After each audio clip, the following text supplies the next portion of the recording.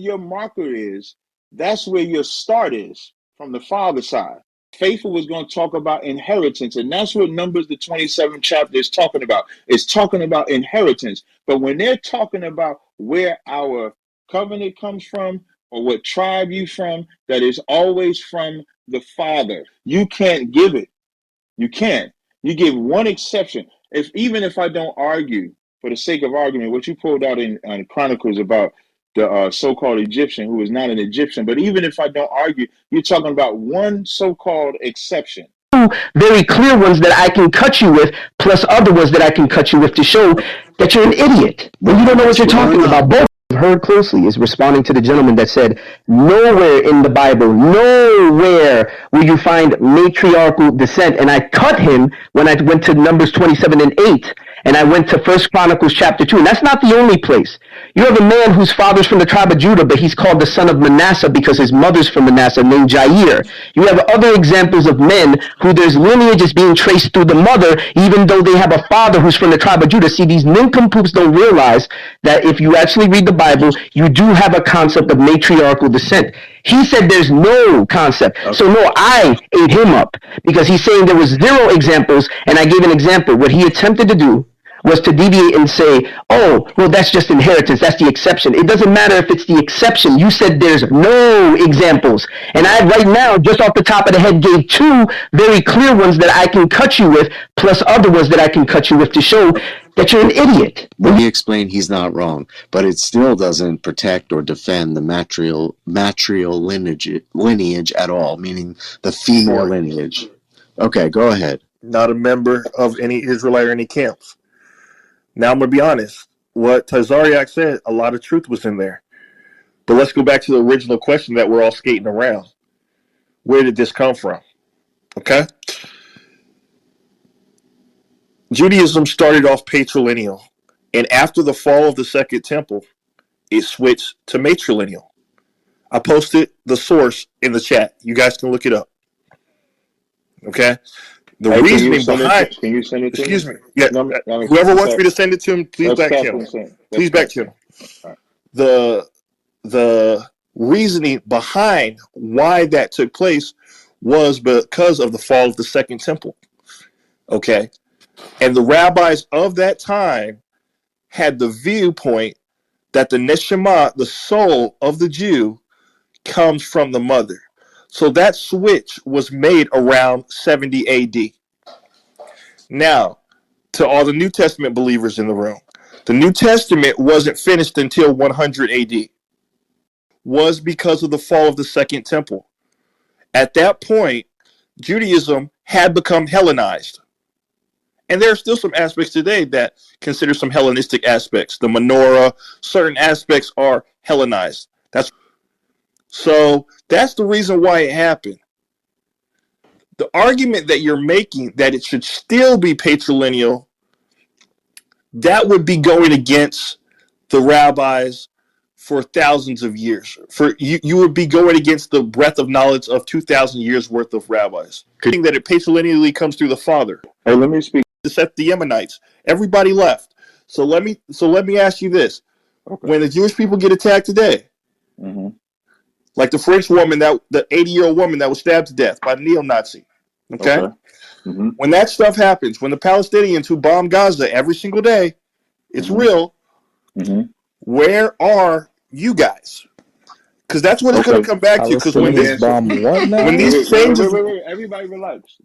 When these changes took place, it was a group decision. It was a democratic decision. Right. Before the leaders of Judaism. And this was happening while the New Testament was being written.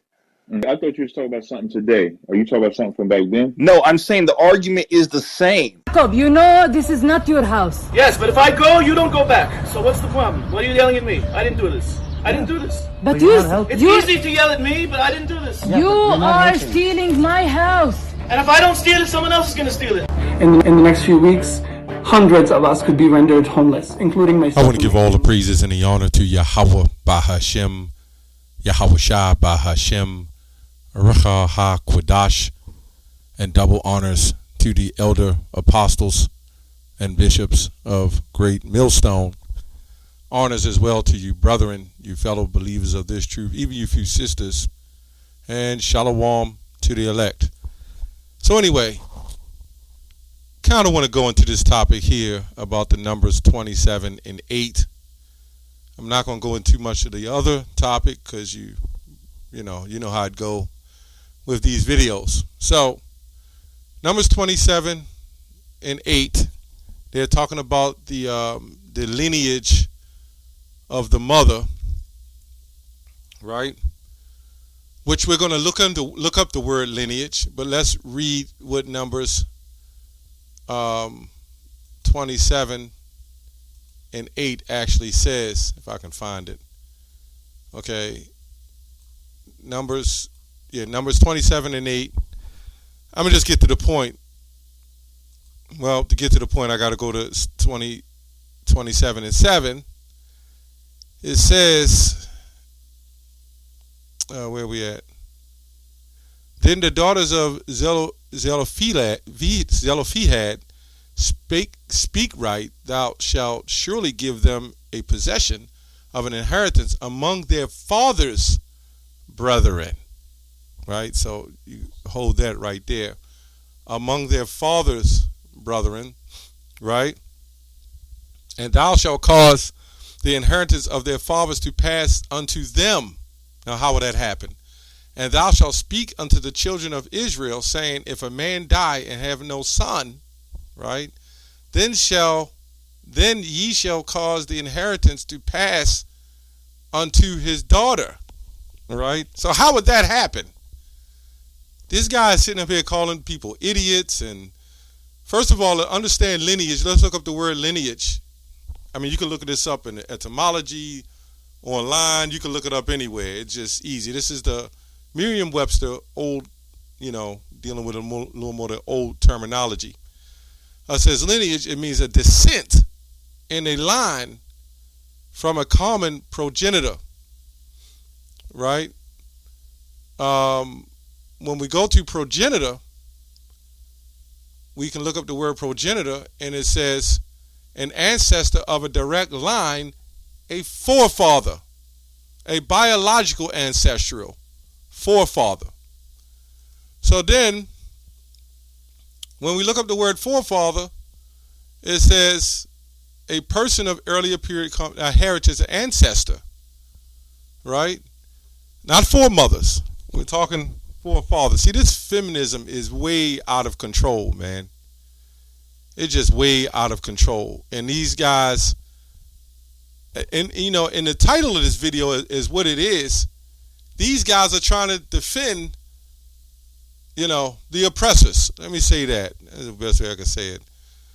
So let's go to the commentary on this, because I already knew what it was when I saw it, but just to give it clarity, let's go to the Cambridge. It says, I lost it. These guys are not scholars. They in their mind, their mindset was, hey, I'm just going to cut them. I see that, and that's all it is. They don't understand the English and how things was written, and the terminology of things. Okay, when it says unto his daughter, it says not for her maintenance, right? Clearly, you got to, see, you get scholars on top of scholars who will break it down and say that they broke it down like that in 70 AD or whatever, and that's where the confusion come in when you get in so many different contexts, and which most of these contexts pretty much say similar things. But then it depends on what scholar breaks it down and say that a scholar 100 years ago broke it down a different way. It says, unto his daughter, not for her maintenance, but in order that her husband might represent her father. Right? So it had to come, the lineage would have to come through the mother, so the lineage would represent the father. I knew this just by looking at that. But a guy who has the feminist mindset, okay, that's how he would think. It says in most cases, he would take her name. And this is what he was going by with. she was Manasseh, but the father was Jacob. You had Israelites who took names, right? It says, let me see here. But in order that her husband might represent the father, in most cases, he would take her name, right? Doesn't mean that she's the lineage. That lineage is passed through him still. And let's say he switched tribes. Let's just say that happened. If she was a Manassite and he was a Judite, and because her father was a Judite, he would take on that heritage to keep the tribe going. It's just that simple, man. Anyway, but in order, it says he would take her name and be counted as one of her father's family. Had no doubt already become customary among the Jews, as among almost all nations. See? So, now that that's cleared up and out of the way, that was easy. I'm pretty sure Captain Zaryak may have read that. I don't know. But anyway, I just wanted to touch on that. And he went into the other things, and the father carries the X and Y. So we understand the father's the one to determine who the child is anyway. What is wrong with a woman just being a woman? The special gift she has to carry this man's seed and play her part, just like Ruth did. We had debates on that. Who Naomi took the baby from Ruth, right? Surely that lineage of Ruth never really mattered, because at the end of the day, Boaz would have still been his tribe of Judah. He didn't take, that baby didn't get half Moab, right? Didn't happen. And the Bible never said that. This is why when you go to Matthew 1:1, it talks about the lineages, the breakdown. Not just Matthew 1:1, and in most cases throughout the Bible when it broke down the lineages. This is crazy, man. It's feminism, man. It's out of control. But I like watching these debates. Well, I don't watch them like that, but I like seeing these kind of things these Christians or false Hebrews are throwing, so we can go into it. And this is why we become so sharp at dealing with these kind of situations. This is easy work. Okay? Anyway, let's go to Micah. Because he was saying, well, what happened? You saw the clip. I'm just going to read the scriptures because, you really can't say much on that. We're the only ones that are not allowed to disagree or not like something. And they even got a terminology to protect them from that.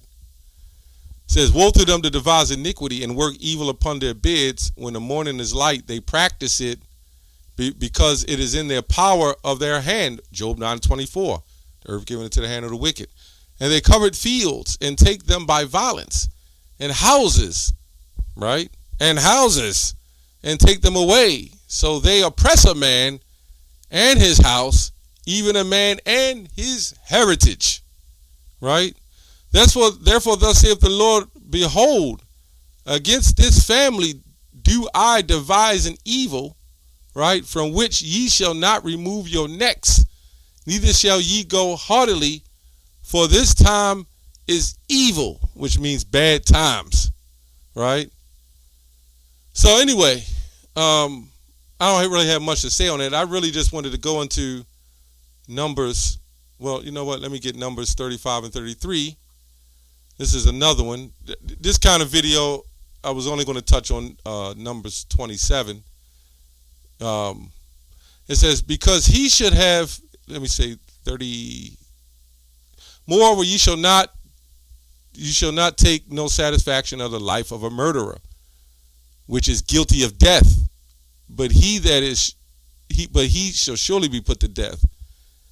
And ye shall not take no satisfaction of him that is fled to the city of refuge, that he shall come again to dwell in the land until the death of the priest. So ye shall not pollute the land wherein ye are, for blood it defileth the land. And the land cannot be cleansed of the blood that is shed therein, but by the blood of him that shed it. So what is this saying? When you as a nation go and destroy and rape and kill and destroy, and you cause bloodshed, well, the only cleansing that can happen to turn things back around is your blood has to be shed. It says, defile not therefore the land which ye shall inhabit. You know, I don't have to say much there. We already know what we see here hasn't happened. Wherein I dwell, for I the Lord dwell among the children of Israel. Right? So it just seems like they're the only people allowed to do all the things that they want to do that is cruel and unusual, and then cry about their evil times and bad times and say it wasn't right. You know, it's like the bully going around beating up everybody, and then when somebody smashes him with a 4x4, he wants sorrow, he wants this. But you know, at the end of the day, the children of Israel sinned against the Lord. So the Lord is going to repay. Why? Because they, you know, it's the Lord's chosen people. We're the Lord's chosen people. And if these people felt like God loved everybody, then why would people claim to be all chosen? You see? We claim that we're the chosen people and God loves us. We're allowed to say that. Well, we should be able to say that, but we're not liked for it. But somehow somebody else takes on that identity and says them, and they can do the same thing and say the same thing and say all nations must flow to them. But nope, no problem with that. See, everybody sees it though, man. And they're trying to use the money and the power and everything else to cover that madness up, man. Everybody see what the hell is going on, man. Anyway, these weak debaters, I don't know. That's easy. I don't know why they come up with that. It's just a simple of looking up words, man. Simple of going into commentaries. When you look at the different definitions, it tells you that. It just, you know, why do they make themselves look so foolish? That's all I have on that. Shalom.